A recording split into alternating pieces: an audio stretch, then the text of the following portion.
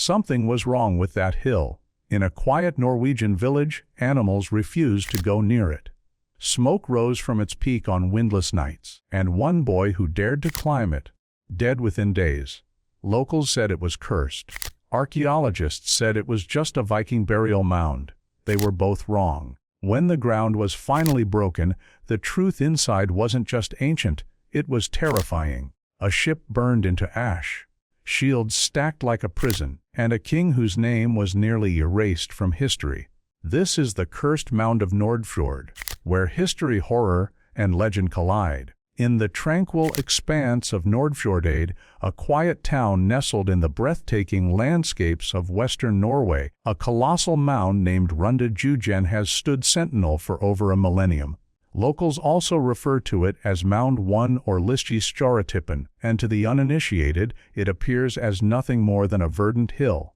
Yet, beneath its grassy veneer lies a narrative that has woven itself into the fabric of local folklore, a story that has simultaneously captivated and instilled fear in generations.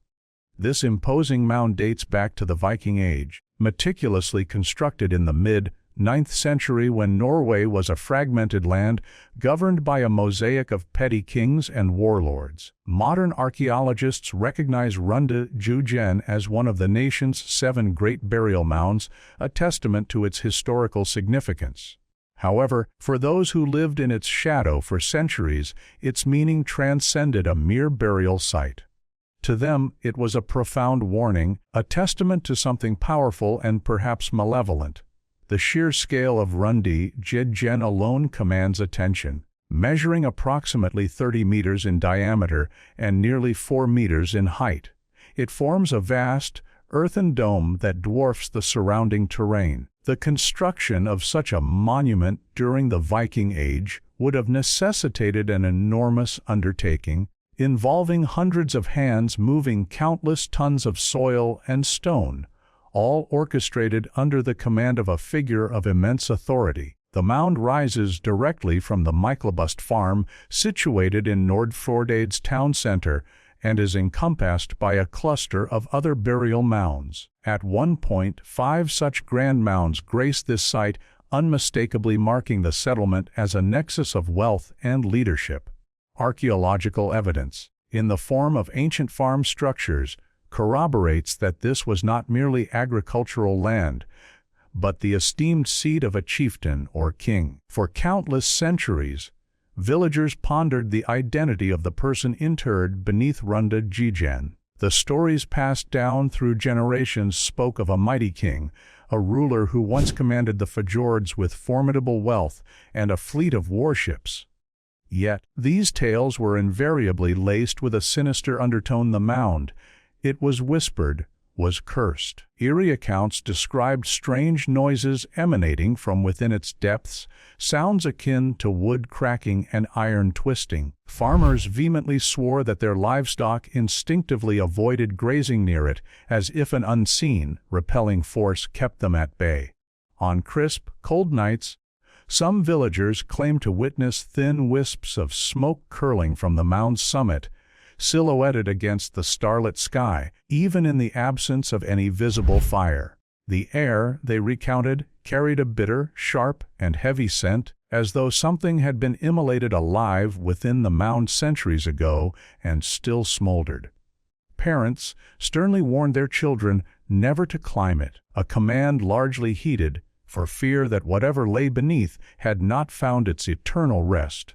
One particular tale deeply haunted the community. It recounted a young boy who, in a moment of youthful defiance, scrambled to the top of the mound, laughing as he gazed down upon the fields below. Upon his return home, his face was ashen and his body trembled uncontrollably, as if chilled to the very bone.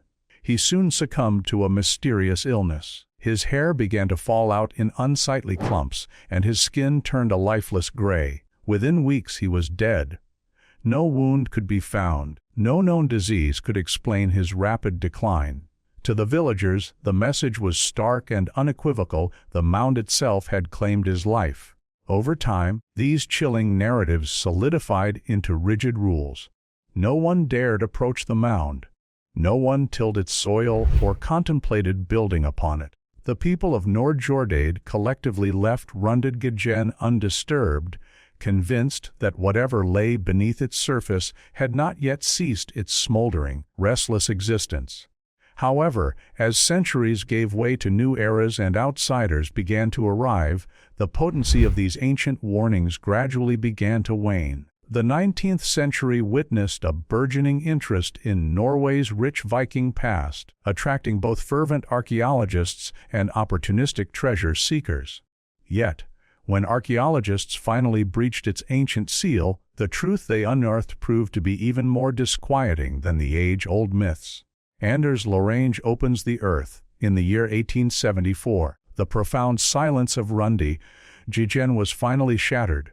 For centuries, the mound had remained untouched, an object of local fear and hushed whispers. But Anders Lorenge, a naval officer who had transitioned into the field of archaeology, perceived it not as a curse, but as an unparalleled opportunity. Fueled by a growing national pride in Norway's Viking heritage, he harbored the belief that the mound might conceal a buried longship of immense importance, potentially even the final resting place of a king. Lorenge arrived in Nordfjordeid with a small, dedicated team equipped with picks and shovels, determined to systematically peel back the layers of earth.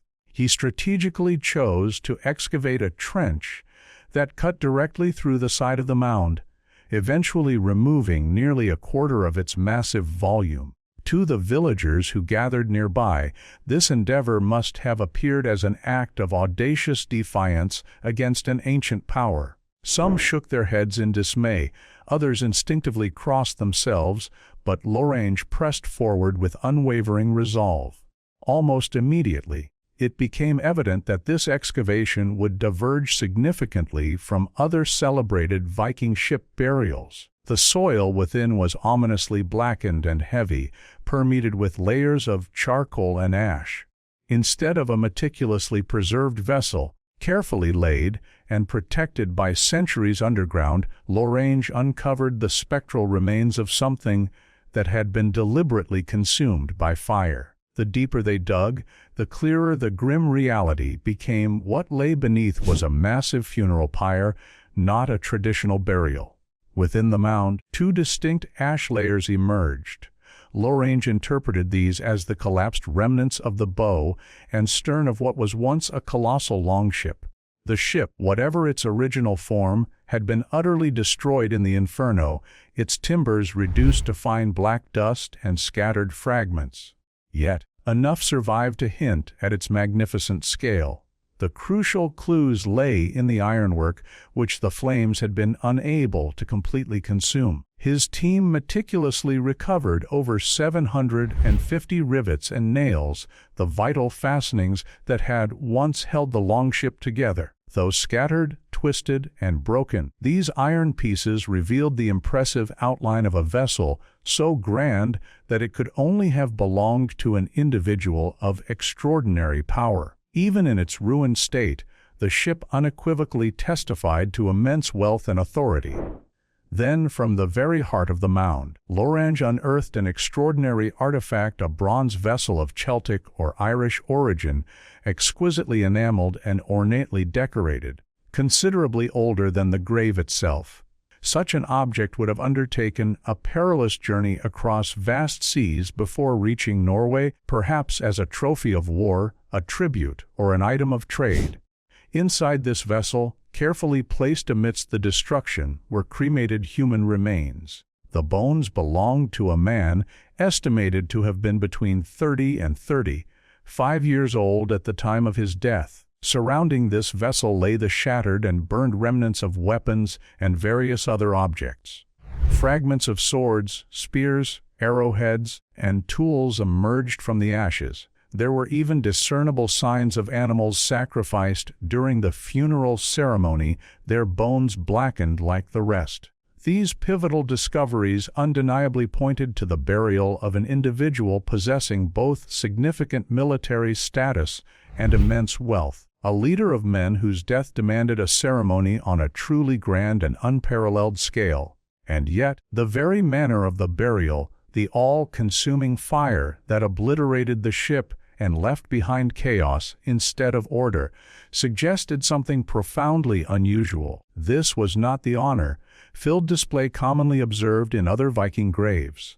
It felt harsher, more destructive, almost as if it were designed to erase memory rather than preserve it.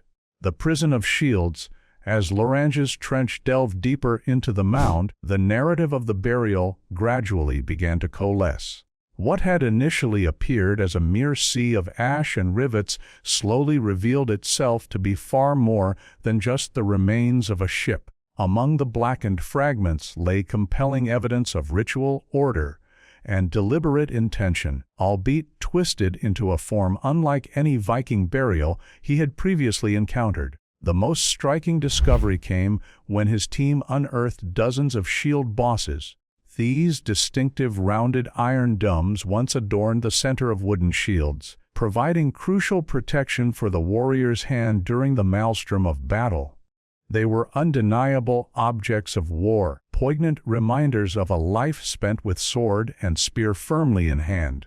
Lorange meticulously counted 44 in total, scattered throughout the mound. This significant number suggested that the ship, when fully intact, may have proudly displayed at least 22 shields on each of its sides. This detail alone unequivocally marked the interred man as a paramount leader, for only an individual commanding numerous warriors would have been surrounded by such a formidable array of defensive weaponry. But what truly sent a chill down Lorange's spine was the peculiar arrangement of some of these shields.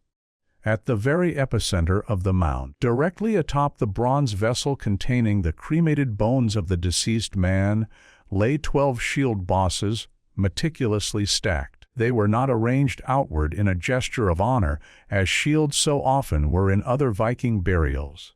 Instead, they were positioned in a manner that seemed to press down upon the vessel, as if to confine or seal it. To Lorange's discerning eye, the overall effect was far from celebratory.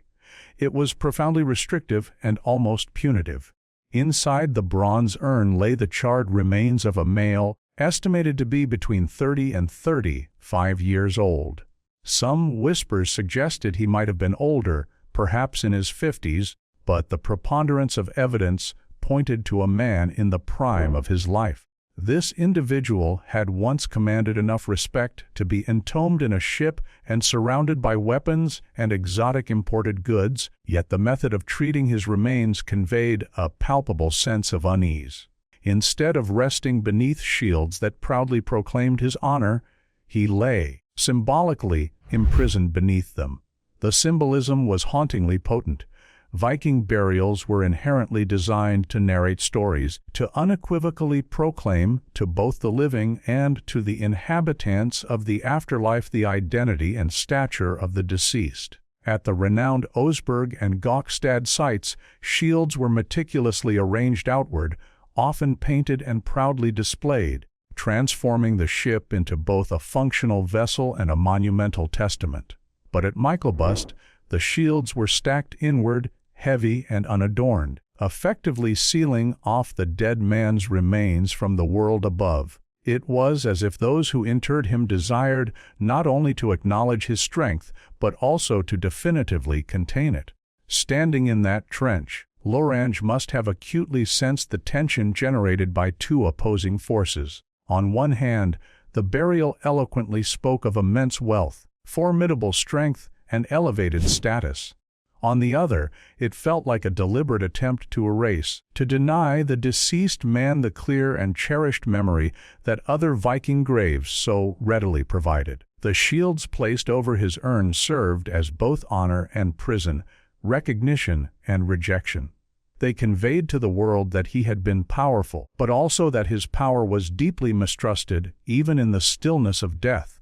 The mound itself had become a perplexing paradox.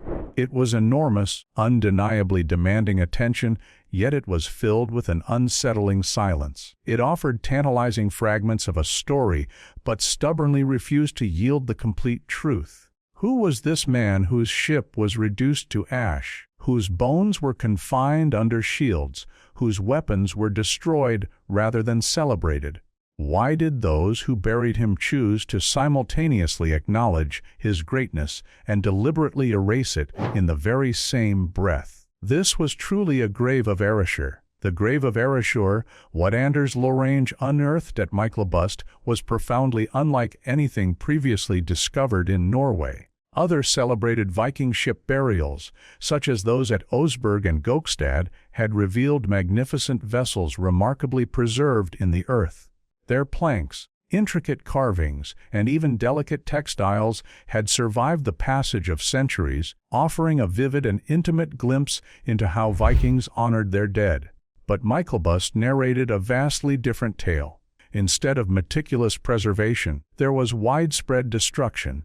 Instead of a poignant remembrance, there was an unsettling silence. It remains the only known Viking ship burial in Norway where cremation was carried out on such an unprecedented scale. The entirety of the ship was consumed by fire precisely where it rested, transforming what should have been a vessel for an eternal journey into a mere mound of ash and twisted iron. This was unequivocally not the careful arrangement of wealth and honor that archaeologists had come to anticipate.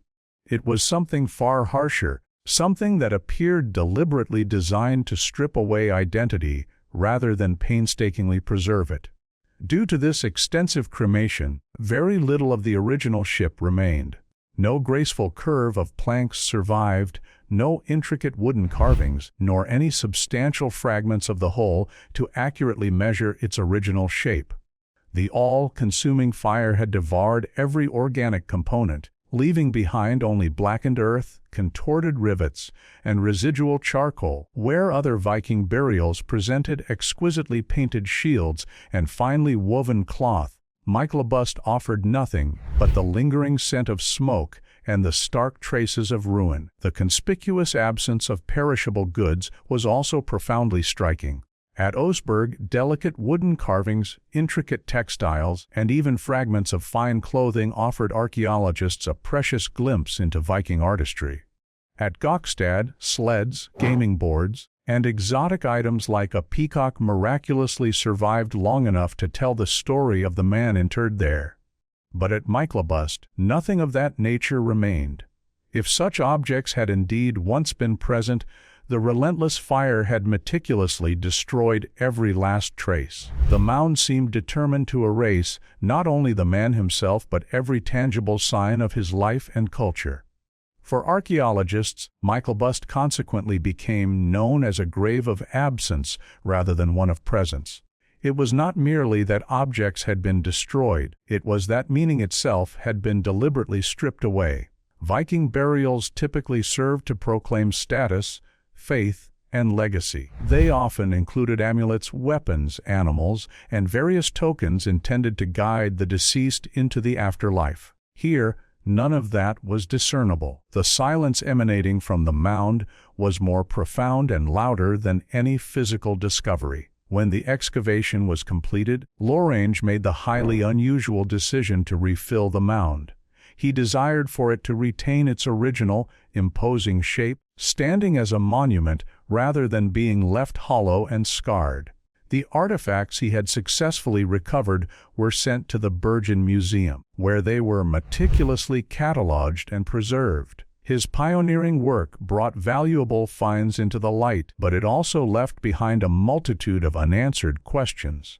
Who was the man cremated inside the vessel? Why was his ship so thoroughly destroyed rather than carefully preserved? And why did this burial feel more like an act of obliteration than one of reverence? What no one knew at the time was that Lorraine had left behind more than just museum records and official reports. Before resealing the mound, he had hidden something within the soil.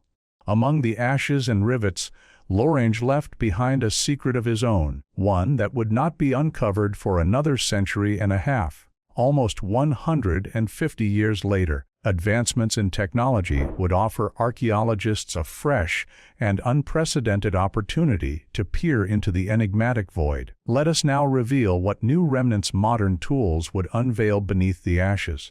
The 2024 reopening for almost a century and a half, the mound at Michaelbust lay sealed once more, its secrets reinterred. Anders Lorentz had opened it briefly in 1874, meticulously recorded what he could, and then carefully filled the earth back in. His groundbreaking work had revealed tantalizing fragments of a story, but left vast, gaping holes, mysteries that only deepened with the inexorable march of time. To many, the mound seemed to have yielded all its secrets, its remaining enigmas swallowed once again by the earth. But in 2024, a new generation of archaeologists returned, this time armed with technological marvels that Lorentz could never have even conceived. The dedicated team comprised experts from the University of Bergen, the University of Stavanger, and the Norwegian Directorate for Cultural Heritage. Their ambitious goal was not merely to reopen the old trench, but to undertake a comprehensive re-examination of the site utilizing modern tools capable of seeing beneath the soil without any physical disturbance. Before a single shovel touched the ground, they meticulously scanned the entire mound with ground-penetrating radar. The results were astonishingly clear. Hidden beneath the thick layers of grass and earth were distinct voids, warped layers, and unmistakable scars of intense heat that conclusively corroborated Lorentz's original account of a devastating fire. The radar even precisely traced the path of his old trench, the ghostly imprint of his 19th-century excavation still vividly discernible beneath the surface. Armed with this invaluable digital map, the archaeologists commenced their painstaking and careful excavation. They proceeded without haste. Every single layer of earth was meticulously documented, every fragment photographed with precision and carefully preserved. The very soil itself was subjected to rigorous testing for traces of phosphate, a compound that can reveal the presence of decayed organic matter. Slowly, tantalizing new finds began to emerge. More than 600 additional ship rivets were recovered, corroded and fragile, yet each one represented an irreplaceable piece of the magnificent vessel that had once stood proudly here. Combined with Lorentz's earlier discoveries, the total count of rivets now exceeded an extraordinary 1,300, unequivocally confirming the ship's truly exceptional size. Some fragments of shield bosses were also unearthed, though most were shattered beyond recognition. The inferno that had consumed the ship appeared to have deliberately obliterated every possible clue. Then came a small but profoundly striking find, a bronze ring of Celtic origin, warped by the intense heat, but still unmistakably identifiable. Its presence strongly echoed the earlier discovery of the bronze urn. Both objects pointed to significant connections extending far beyond Norway's fjords, strongly suggesting trade, tribute, or even plunder from distant lands. Whoever was interred here clearly possessed ties to a wider, more interconnected world, and his immense wealth was beyond dispute. But the most astonishing discovery was not an artifact from the Viking Age at all. It was something deliberately left behind by Anders Lorentz himself. As the team meticulously worked near the edge of the old trench, a subtle glint of green glass caught their eye in the soil. With utmost care, they uncovered a small bottle, sealed and hidden for nearly 150 years. Inside were three precious items: Lorentz's personal business card, a few coins dating from 1874, and a folded piece of paper meticulously written in his own hand. The note was not an official report. It was deeply personal, almost confessional in its tone.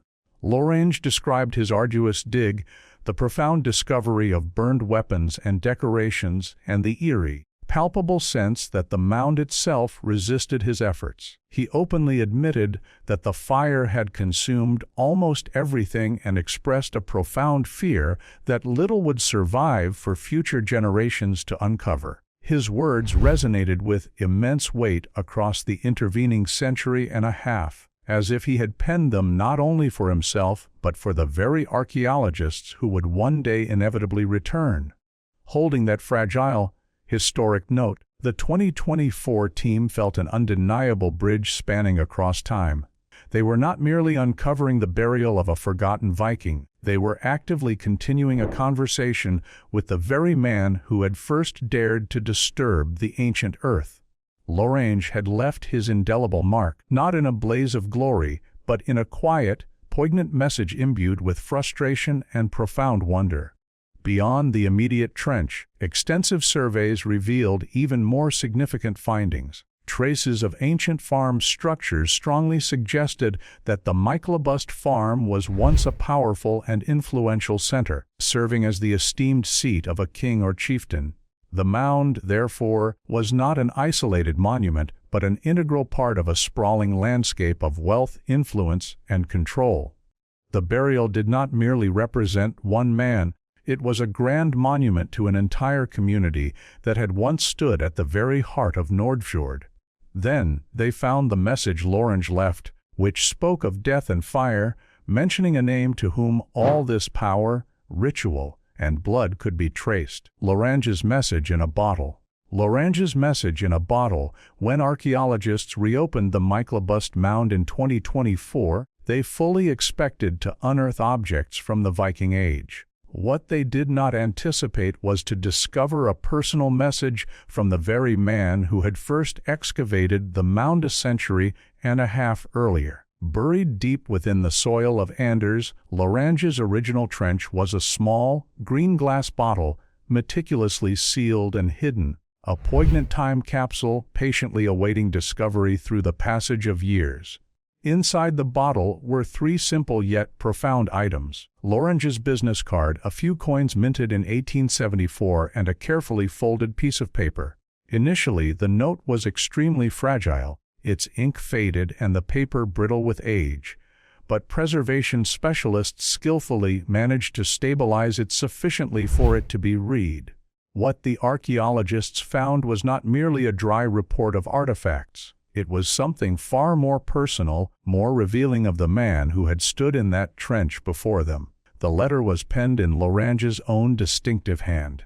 Translated, it read, "This mound was excavated anno domino 1874. Of Anders Lorange, antiquarius Norvegi. The mound is built over fallen men. They were burned in their ship with their weapons and decorations. Of shield bosses were 26 of swords, 2 an axe, and many arrows, in addition to many other old saws. The find is handed over to Bergen's museum." The note carried the distinct tone of a man meticulously documenting his work for posterity, but also of someone leaving irrefutable proof that he had indeed been there. It was as if Lorange harbored a deep, seated fear that the mound itself might ultimately erase his presence, just as it had seemingly erased the profound story of the man interred within.